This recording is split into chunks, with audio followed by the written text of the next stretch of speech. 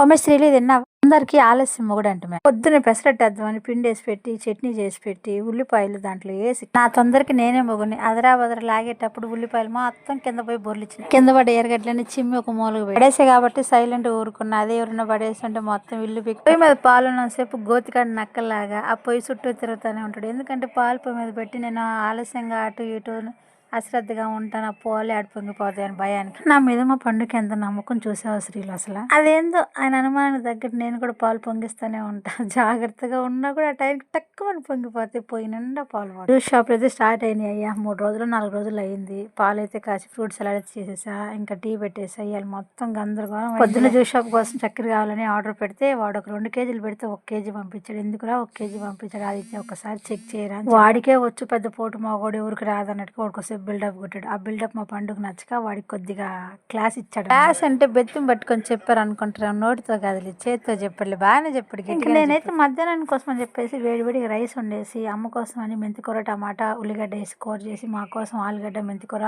ఒక వంకాయ 2 టమాటాలు 4 ఎర్రగడ్డలు లేచిన టైం అనుకుంటా. ఏ పని చేసినా తత్తర బుత్తర ఏదైనా చూడు జారి ఊడి కింద పడతానే ఉంటాయి. ఆ వాళ్ళకి శుద్ధంగా సోఫా మీద కానీ మంచం మీద కానీ ఏడన్నా గొడ్డేస్తామా ముడ్డి కింద ముళ్ళు ఉంటే వేసినంతసేపు మెసులుతూనే ఉంటారు. అవన్నీ తీసి తల కింద మడుచుకొని పెట్టుకుంటే కానీ ఇలా సమ్మగా ఉంటుంది. అప్పటికే అడుగుతుంటా ఏందిరా మీకు పక్కేస్తే నచ్చదా అని. అది ఉండట్లేదు అంటున్నారు. మీరైతే లైక్ కొట్టండి మర్చిపోక.